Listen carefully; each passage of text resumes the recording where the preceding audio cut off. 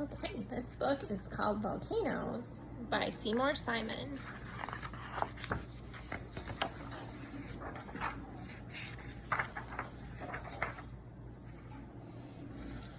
Throughout history, people have told stories about volcanoes.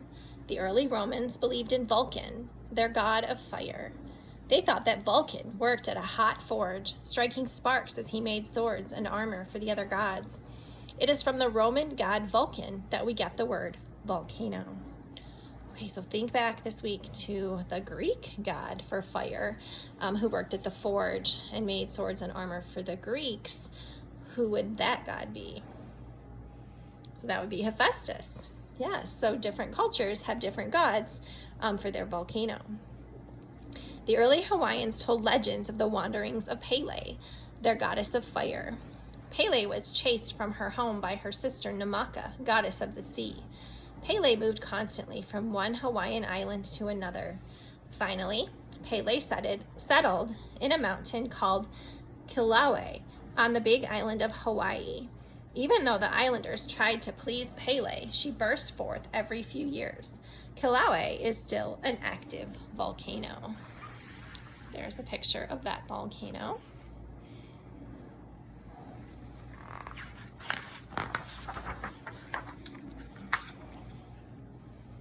In early times, no one knew how volcanoes formed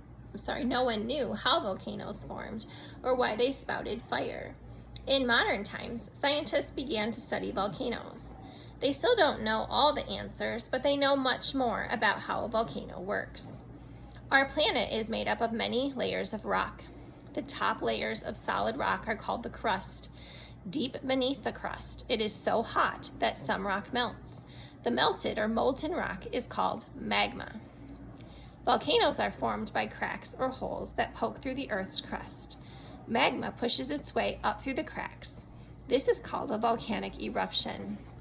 When magma pours forth on the surface, it is called lava. In this photograph of an eruption,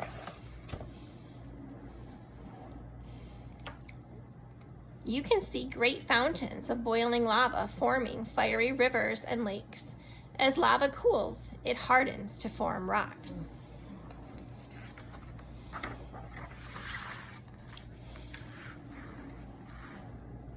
A volcano can be two things: a hole in the ground that lava comes through, or a hill or mountain formed by lava. Mount Rainier in the state of Washington is a volcano, even though it has not erupted since 1882.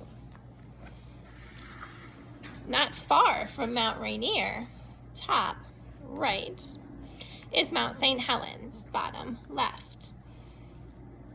Native Americans and early settlers in the Northwest had seen Mount St. Helens puff out some ashes, steam, and lava in the mid-1800s. Yet for more than a century, the mountain seemed quiet and peaceful.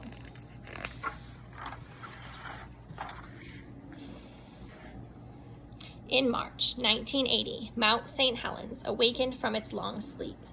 First, there were a few small earthquakes that shook the mountain. Then on March 27th, Mount St. Helens began to spout ashes and steam. Each day brought further quakes until by mid-May, more than 10,000 small quakes had been recorded. The mountain began to swell up and crack. Sunday, May 18th, dawned bright and clear. The mountain seemed much the same as it had been for the past month. Suddenly, at 8:32 a.m., Mount St. Helens erupted with incredible force. The energy released in the eruption was equal to 10 million tons of dynamite.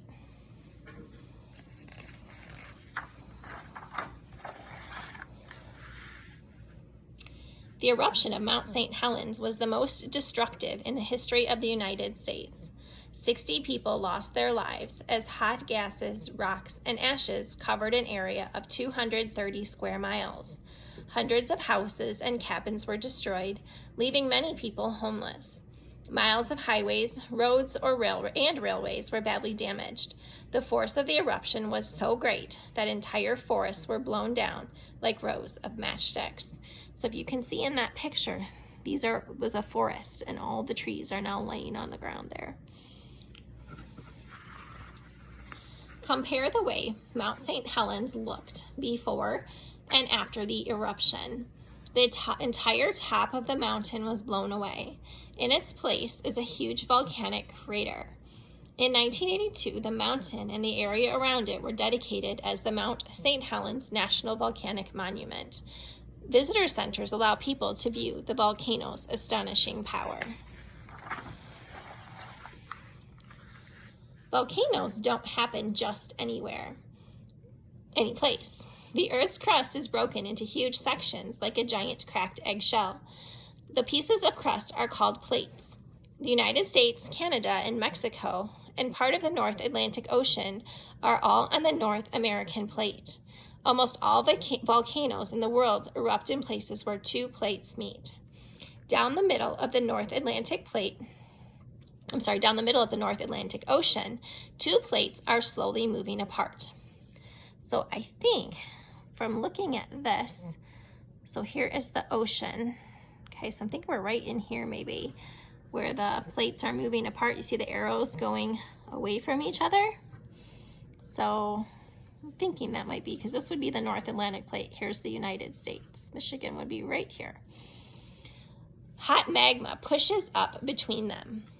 A chain of underwater volcanoes runs along the line where two plates meet. Some of the underwater volcanoes have grown so high that they stick up from the ocean floor to make islands. Iceland is a volcanic island in the North Atlantic. In 1963, an area of the sea near Iceland began to smoke. An undersea volcano was exploding, and a new island was being formed. The island was named Surtsey after the ancient Norse god of fire.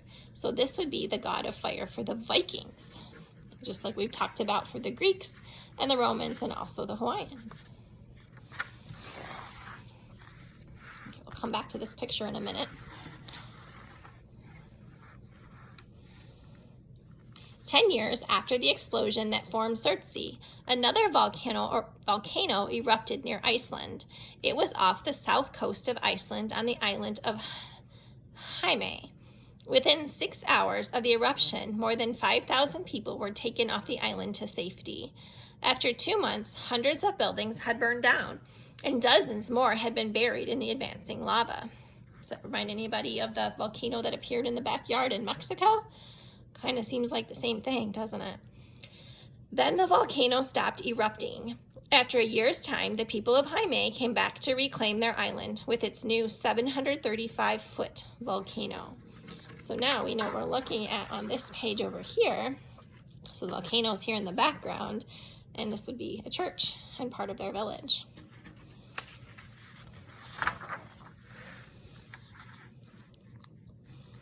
Most volcanoes and earthquakes are along the edges of the large Pacific Plate. There are so many that the shoreline of the Pacific Ocean is called the Ring of Fire. But a few volcanoes are not on the edge of a plate. The volcanoes in the Hawaiian Islands are in the middle of the Pacific Plate. A million years ago, magma pushed up through cracks in the Pacific Plate.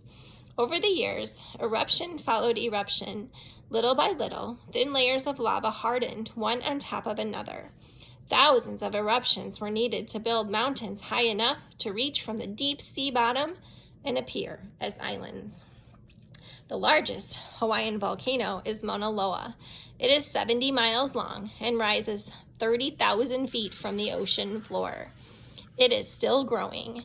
Every few years, Mauna Loa erupts again.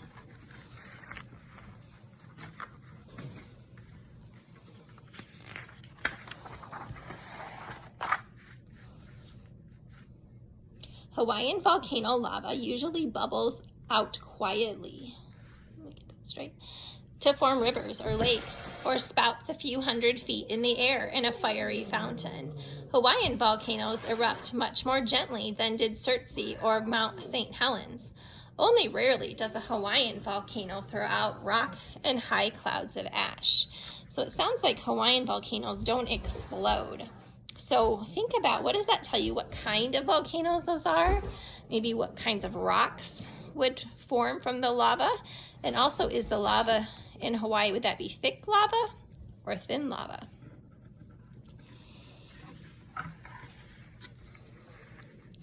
Steam clouds billow as a flow of hot lava enters the sea. Hawaii is constantly changing as eruptions add hundreds of acres of new land to the islands. In other parts of the shoreline, old lava flows are quickly weathered by the waves into rocks and black sand.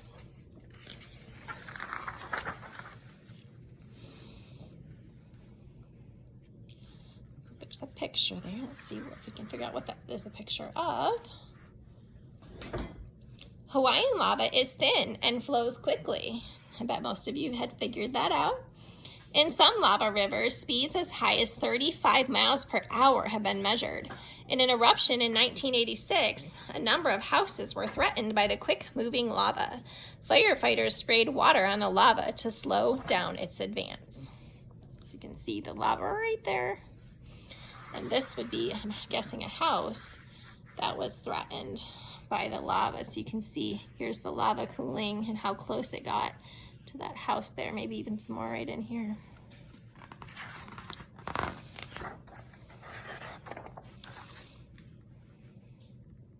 When lava cools and hardens, it forms volcanic rocks. The kinds of rocks formed are clues to the kind of eruption. The two main kinds have Hawaiian names. Thick, slow-moving lava called hardens into a rough tangle of sharp rocks. Thin, hot, quick-moving lava called pahoehoe. I'll have to have Mrs. Ely how to pronounce these for sure. Pahoehoe forms a smooth, billowy surface. This looks like it's still wet. All right, Earth scientists have divided volcanoes into 4 groups. Shield volcanoes such as Mauna Loa and Kilauea have broad, gentle slopes shaped like an ancient warrior's shield. I bet most of you guessed that type of volcano correctly as well. Cinder cone volcanoes look like upside-down ice cream cones. They erupt explosively, blowing out burning ashes and cinders. The ashes and cinders build up to form the cone shape. The cinder cone volcano to the near left erupted in Guatemala, Central America in 1984. The cinder cone volcanoes in the background are still smoking from earlier eruptions. So you see those smoke back there? All right. Around the world, there are many very old volcanoes that no longer erupt. These dead volcanoes are called extinct. Crater Lake in Oregon is an extinct volcano. Almost 7,000 years ago, Mount Mazama in Oregon erupted, sending out a thick blanket of ashes that covered the ground for miles around. Then the entire top of the volcano collapsed. A huge crater called a caldera formed and was later filled with water. Crater Lake reaches a depth of 2,000 feet, the deepest lake in North America. After a volcano erupts, everything is buried under lava or ashes. Plants and animals are nowhere to be found. But in a few short months, life renews itself. Plants grow in the cracks between the rocks. Insects and other animals return. Volcanoes do not just destroy. They bring new mountains, new islands, and new soil to the land. Many good things can come from the fiery explosions of volcanoes. So if you look closely here, you can see that seeds have landed and started to sprout and start growing again in that volcanic rock. Okay, so now what I'd like you to do is to open up that Padlet that is in Google Classroom and Science and tell me, you can either, you can record yourself right on your computer and tell me, or you can type. If you decide to type in the Padlet, make sure you include your name so I know who's talking to me that way. And tell me, why do you think the author, Seymour Simon, wrote this book? Okay, what was he